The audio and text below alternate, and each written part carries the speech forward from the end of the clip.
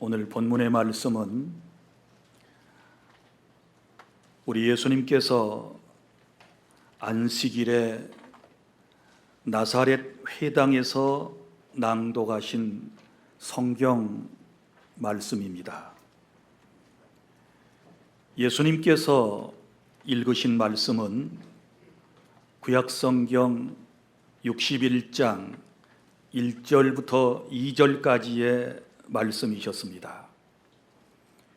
그 말씀의 내용은 메시아 곧 구세주가 이 세상에 오셔서 불행과 죄로 고통당하는 인생을 해방시켜 주시겠다라고 하는 예언의 말씀이었습니다. 그러니까 우리 예수님께서 이 세상에 오셔서 하실 일들에 대한 예언인 것입니다. 또 다른 말로 하면 누구든지 예수님을 믿으면 어떻게 될 것인가에 대한 말씀입니다. 또한 복음의 능력을 잘 설명한 말씀이기도 한 것입니다. 그러면 우리 예수님께서 원하시는 진정한 해방이 무엇일까? 정말 주님께서 저와 여러분에게 원하시는 해방이라고 하는 것이 무엇일까? 이 말씀을 오늘 여러분들에게 전하겠습니다. 첫 번째는 가난한 사람을 부요하게 만들어주는 것이 진정한 해방입니다. 오늘 본문 18절에서 주의 성령이 내게 임하셨으니 이는 가난한 자에게 복음을 전하게 하시려고 이렇게 말씀을 했습니다. 여러분, 가난이라고 할 때 두 가지 경우의 가난이 있습니다. 먼저는 영적인 가난이 있습니다. 이것을 심령이 가난한 사람 이렇게 말하기도 합니다. 그래서 마태복음 5장 3절 예수님께서 심령이 가난한 사람은 복이 있나니 천국이 저희 것임이라고 말씀을 하셨습니다. 또 세상을 살아가면서 육신이 가난한 사람도 있을 것입니다. 남들보다 덜 가지고 그리고 풍족하지 못한 삶을 살아가는 그런 육신적 가난을 안고 살아가는 사람도 있는 것입니다. 복음서에서 마태복음에서는 심령이 가난함에 대하여 강조를 했고 누가복음에서는 육체적 가난에 대한 말씀을 강조하고 있습니다. 왜 그런가 하면 마태복음은 마태가 성령의 감동을 받아 성경을 기록할 때 유대인들을 대상으로 했기 때문에 심령의 가난함에 대하여 강조를 했고 누가복음을 기록한 누가는 이방인들을 대상으로 해서 복음을 전했기 때문에 이방인들이 관심을 가질 수 있는 육체적, 육신적 가난함에 대하여 말하게 된 것입니다. 성도 여러분, 우리 주님께서 이 세상에 오신 이유, 그리고 저와 여러분에게 진정한 해방을 원하시는 것은 바로 이 가난함에서부터 부요해지는 것입니다. 심령이 가난한 사람이 예수님을 마음속에 모심으로 부요케 되는 것이고 심령이 가난한 사람이 성령 하나님으로 충만하게 되어 진정한 부요함을 누리게 하는 것. 예수님을 믿고 구원받은 사람이 이 땅에서 육신의 삶에도 부요함이 넘치기를 원하시는 하나님의 거룩하신 뜻을 깨달을 수 있기를 바랍니다. 우리 기독교의 구원관을 전인적 구원이라고 그럽니다. 무슨 얘긴고 하면 영혼도 소중하고 우리의 육체의 삶도 귀한 것입니다. 어느 것 하나 소중하지 않은 것이 없습니다. 둘 다 가치가 있고 너무너무 소중한 것입니다. 우리가 이 땅에서 예수님을 만나서 구원받고 하나님의 자녀가 되었습니다. 하나님께서는 저와 여러분이 이 세상에서도 잘 되기를 원하시고 행복한 삶을 살아가기를 원하신다는 것을 믿으시기를 바랍니다. 그리고 우리의 영혼이 구원받기를 원하시는 것이지요. 우리의 영이 잘 되기를 하나님께서는 원하시는 것입니다. 그래서 주님이 원하시는 진정한 해방이라고 하는 것은 어느 한쪽에 치우치는 것이 아닙니다. 자칫 잘못하면 죽어서 천국만을 얘기하고 육신의 삶을 부정하고 늘 그렇게 죄악시하는 것은 옳지 않은 신자들의 삶의 태도인 것입니다. 또 반면에 육신의 삶만 소중하고 내세에 관한 확신도 없고 내세에 관하여 아무런 관심도 없이 살아가는 그것 또한 더 잘못된 것입니다. 성도 여러분, 둘 다 소중한 것입니다. 나는 여러분들의 영혼도 잘 되고 범사도 잘 되고 주 안에서 강건하기를 바랍니다. 영육이 부요한 자가 되시기를 바랍니다. 여러분은 믿음의 부요한 자가 되시기를 바랍니다. 다시 말하지만 성령으로 충만되시기를 바랍니다.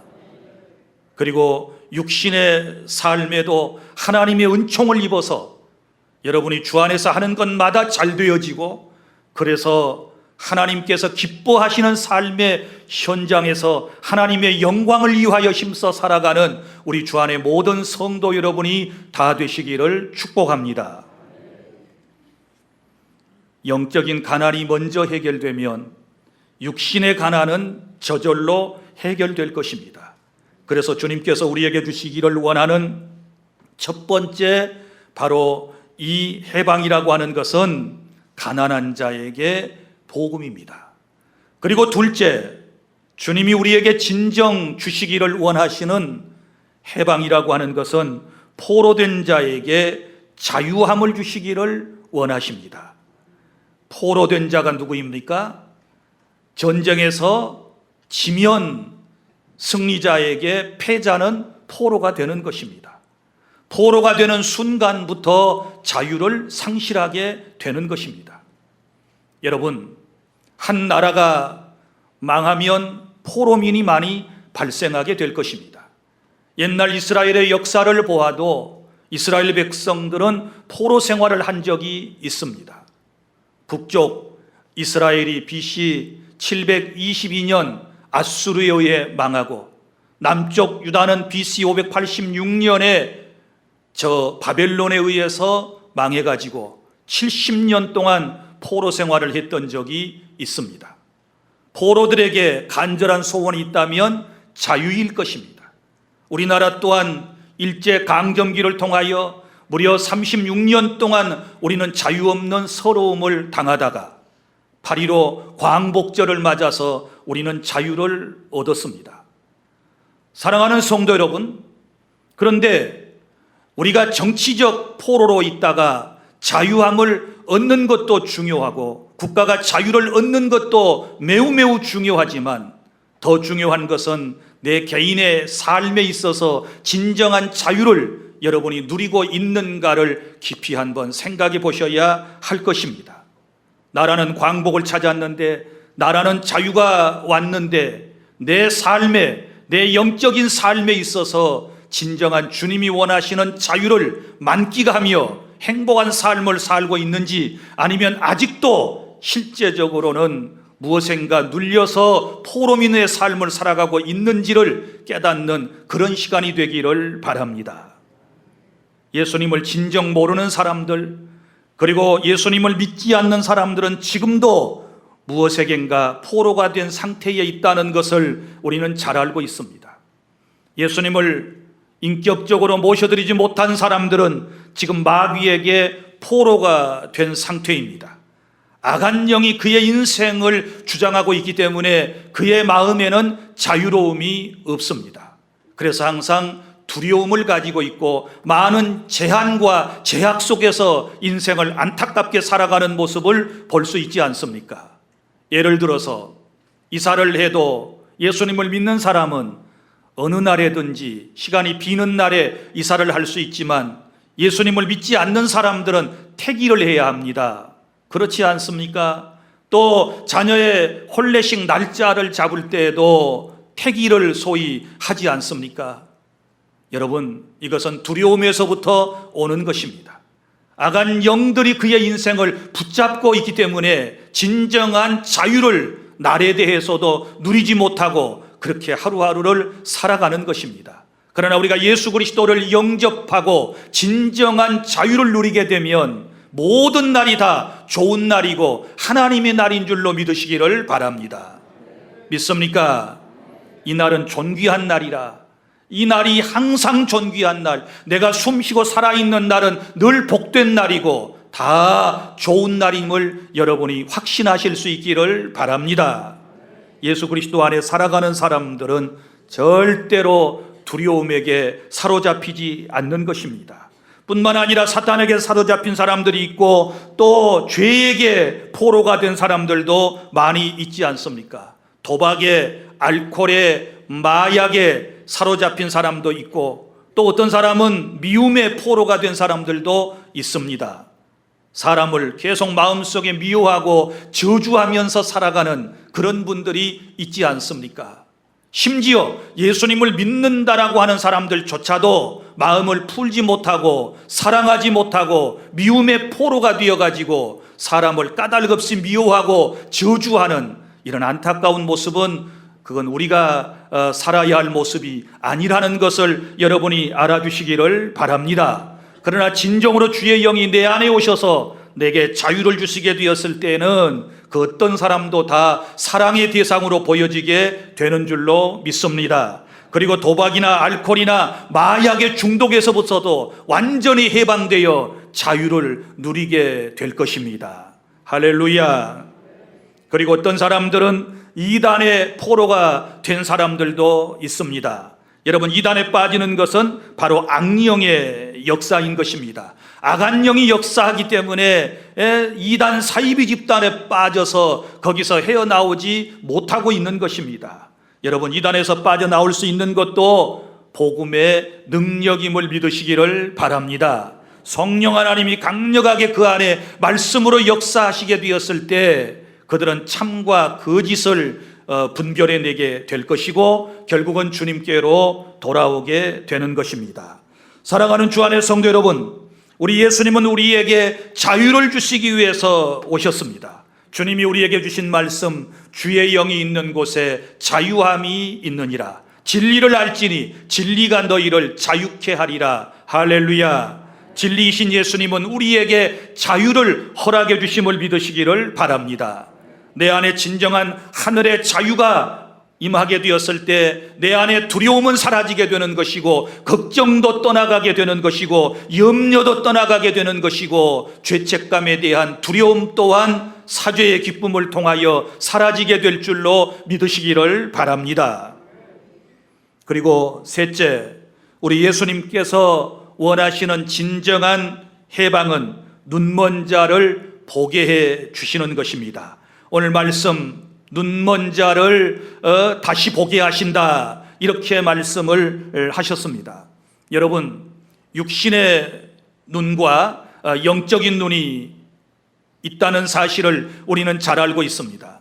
성경에 보면 예수님께서 이 땅에 오셔서 육신의 눈먼 사람들을 예수님이 여러 차례 여러 명을 고쳐주셨던 것을 볼 수 있습니다.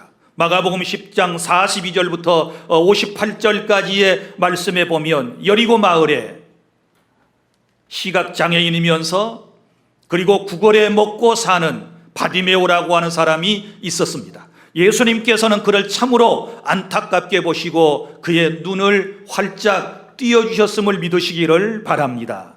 우리 예수님은 이처럼 육체적으로 장애를 가진 분들에게도 관심을 가지고 계시고 그 안타까움을 보시고 지나친 적이 없으시며 주님은 눈먼 자를 보게 해 주셨습니다. 할렐루야.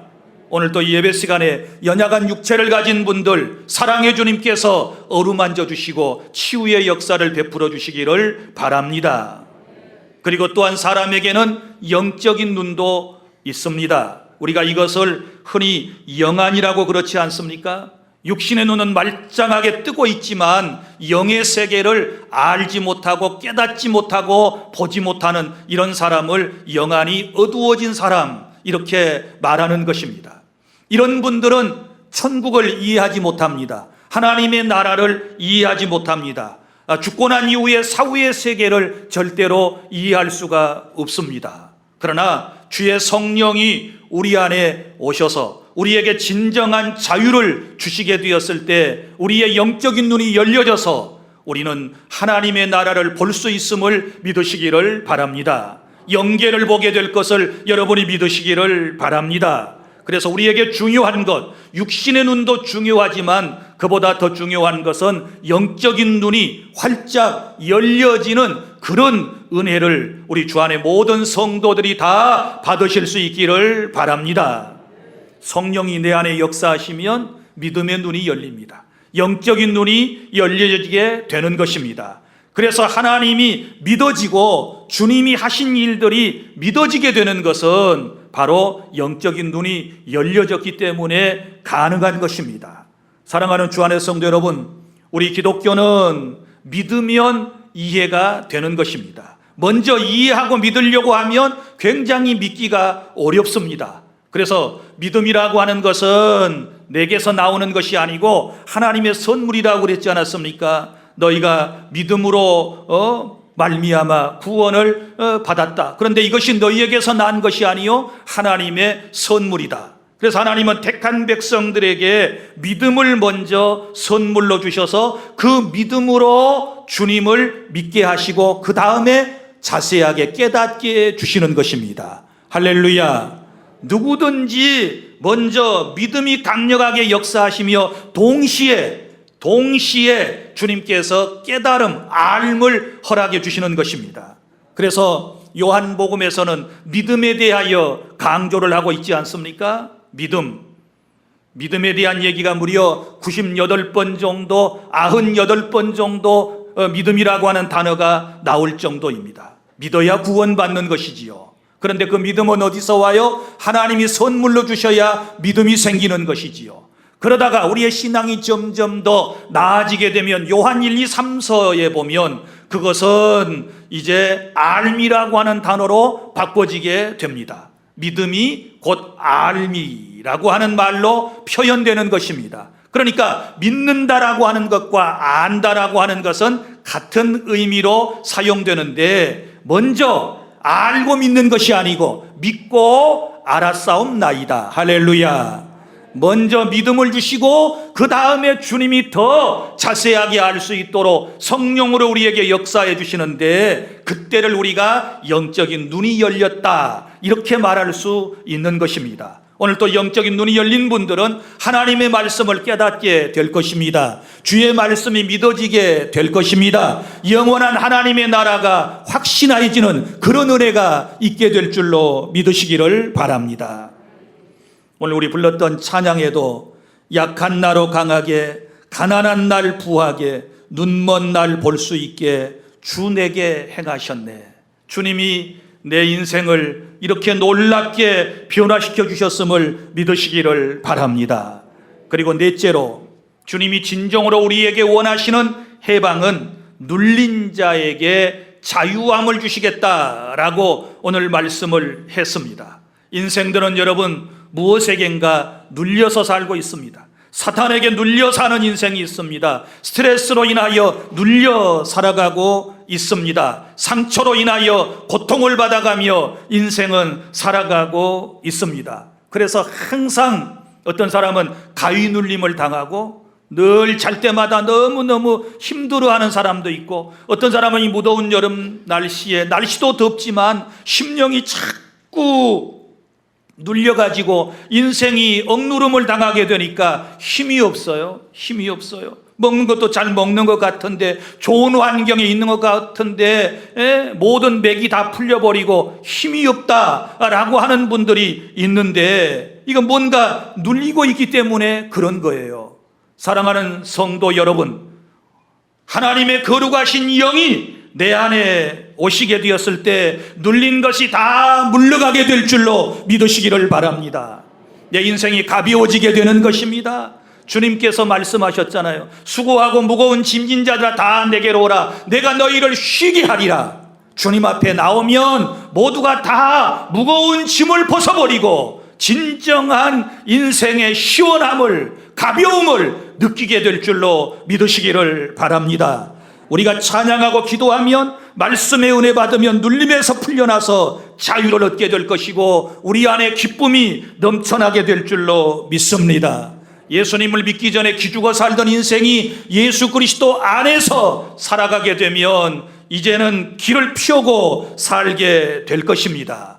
이것이 복음의 능력이라고 주님은 우리에게 말씀을 해 주셨습니다. 이사야서에서는 마음이 상한 자를 주께서 고치신다 그랬는데, 이건 마음의 상처를 입은 사람들과 그리고 육체의 질병으로 고통받는 이들을 의미하고 있습니다. 고통으로 질병을 받는 사람들, 이 고통 때문에 질병을 또 앓는 사람들이 있고, 또 그 질병 때문에 고통을 동반하여 살아가는 이런 안타까운 사람들이, 여러분 진정한 자유를 얻으려면 오늘 또 그리스도를 마음속에 구주로 영접하고 그분과 함께 동행하는 인생을 살아야 될 줄 믿습니다. 다섯째로, 이제 주님이 원하시는 진정한 해방은 무엇을 의미하는가? 죄에서 해방시켜 우리에게 자유함을 주시는 것입니다. 주님이 우리에게 원하시는 진정한 해방은 자유의 죄에서부터의 해방이라고 하는 것을 알아야 되는데, 오늘 말씀에 보면 주의 은혜의 해를 전파하게 하려 하심이니라, 이런 말씀이 나옵니다. 여기 주의 은혜의 해가 나오는데 이 말이 무슨 말씀일까요? 구약성경 레위기 25장 8절부터 55절에 보면 이 은혜의 해가 나오는데 이 해를 희년이라고 그럽니다. 기쁜 해. 그런데 이 희년은 50년마다 한 번씩 돌아오는 해를 의미합니다. 자, 여러분 보세요. 일주일마다 한 번씩 돌아오는 날을 안식일이라고 그러고, 7년마다 한 번씩 돌아오는 해를 안식연이라고 그러고, 50년마다 한 번씩 돌아오는 해를 희년이다, 이렇게 말을 합니다. 기쁨의 해라고 그러는데, 그러면 도대체 이 희년이 돌아오면 어떤 일이 생길 수 있을까요? 자, 이때가 되면 땅의 경작이 중지가 됩니다. 땅도 여러분 지력을 높여야 되거든요. 땅이라고 해서 계속 거기에 종자 심고 거두고 먹는 것이 아니고, 인생이 수고롭게 거기에 퇴비도 줘야 되고 경작을 잘 해야만이 많은 것을 얻을 수 있지 않겠습니까? 땅 입장에서도 힘든 것이지요. 그런데 땅이 7년마다도 한 번씩 쉬지만 50년째 되는 날에는 완전히 경작이 중지되는 거예요. 그러니까 땅도 그 해를 기다릴 수 있는 거예요. 또 모든 사람이 50년, 희년이 되면 자기 고향으로 돌아가게 돼요. 객지 생활을 하다가, 나그네 생활을 하다가 자기의 고향으로 돌아가는 해이기 때문에 너무너무 기쁨의 해이다, 이렇게 말하는 것이고, 또 빚이 많은 사람들은 이 50년 해가 돌아오면 모든 빚을 탕감받는 해예요. 그러니 빚진 사람들은 자나깨나 언제가 돌아오기를 기다릴까요? 희년이 돌아오기를 기다리는 것입니다. 그보다 더 기다리는 사람들이 있어요. 누군가 하면 노예들이에요. 노예들이 해방되는 해가 바로 이 희년이거든요. 이 해가 되면 노예를 다 해방시켜줘야 돼요. 전부 풀어줘야 돼요.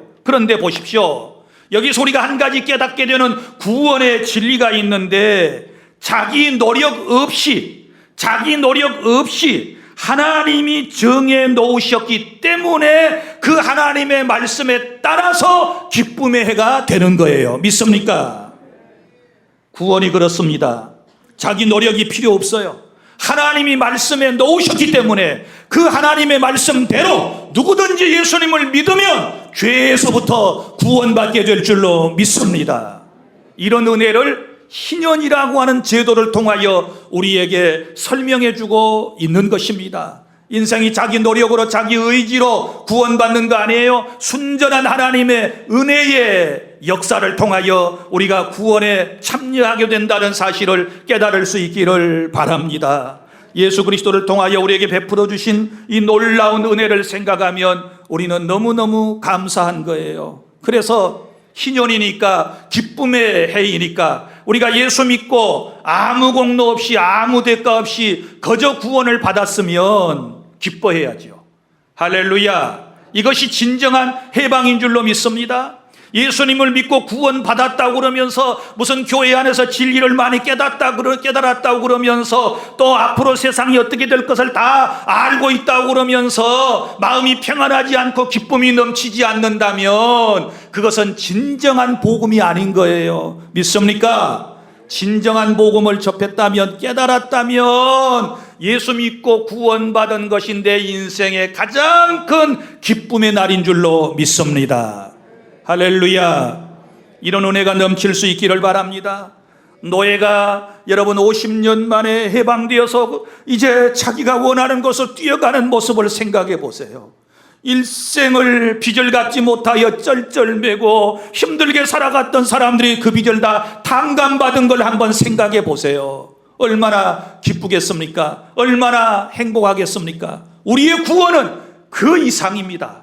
죄에서부터의 구원은 그 이상입니다. 세상에서 아무리 빚을 많이 탕감받았어도 여러분 예수 안 믿으면 지옥 형벌인데 우리는 예수 믿고 구원받아 천국 백성 되었으니 이거보다 더 큰 감사와 행복이 어디에 있겠습니까? 나는 여러분이 진정 복음의 진수를 깨닫고 구원의 이 놀라운 은총을 깨닫고 행복하며 감사하며 살아가는 것이 복음의 능력인 줄로 아시기를 바랍니다. 할렐루야. 나라는 해방되었어도 아직까지 이런 해방을 진정으로 체험하지 못했다면 그것은 진정한 해방이 아니에요. 국가는 해방되어 자유민처럼 보이지만 영적으로는 날마다 두려워가지고 사탄에게 붙잡히고 죄에게 붙잡히고 항상 이 두려움에 붙잡혀가지고 그렇게 살아간다면, 죄책감에 붙잡혀 살아간다면 어찌 진정한 해방을 얻었다라고 말할 수 있겠습니까? 그런데 여러분 보세요. 이런 복음의 능력을 사람들이 들으면 누구든지 예수 믿고 이런 은혜를 체험하게 되지 않겠어요? 그래서 가장 싫어하는 세력이 있어요. 우리나라가 8.15 광복이 오게 되었을 때에 우리는 너무너무 기뻤지만 이것을 기뻐하지 않은 사람들도 있었으니 일본 사람들은 기뻐할 리가 없지요. 또 일제에 빌붙여가지고 먹고 살았던 사람들은 절대로 광복이 기쁘지 않았을 거예요. 마찬가지입니다. 죄에서 우리가 구원받게 되었을 때 우리는 너무너무 기뻐요. 그런데 사탄은 안 기뻐요. 사탄은 오히려 우리에게 더 많은 방해를 하고 우리로 하여금 구원의 감격을 빼앗아 버리려고 하고 우리로 하여금 이 복음을 다른 사람에게 전하지 못하도록 우리의 입을 다 막아버리는 거예요. 우리가 전하면 누구에게나 이런 5가지 해방이 일어나잖아요. 그래서 사탄은 이걸 싫어하기 때문에 성도들의 입을 딱 막아가지고 전도를 못하게, 두려움을 줘가지고 전도를 못하게 해요. 바쁘다는 핑계로 전도를 못하게 해요. 부끄럽다는 핑계로 전도를 못하게 만들어요. 여기에 넘어가면 안 돼요. 그래서 주의 성령이 내게 임하셨으니 이렇게 말씀을 해요. 주의 영이 내 안에 임하면 우리는 입을 열어서 담대하게 이 해방의 복음을, 이 자유의 복음을, 이 진리를 다른 사람에게 전할 수 있는 줄로 믿습니다. 우리만 해방받으면 다입니까? 우리의 가족들 가운데 아직도 마귀에게 포로로 잡혀있는 사람들이 많이 있는데, 죄에게 포로로 잡혀있는 사람들이 많이 있는데, 잘못된 습관에 포로로 잡힌 사람들이 많이 있는데, 우리만 진정한 자유를 누렸다고 좋아할 일이 아니고 우리가 나가서 이 복음을 전해야 될 줄로 믿습니다. 입술을 열어서 전해야 될 줄로 믿습니다. 그래야 여러분 이 나라 이 민족의 진정한 해방이 찾아오게 될 줄로 믿으시기를 바랍니다. 사랑하는 성도 여러분, 하나님은 사랑이십니다.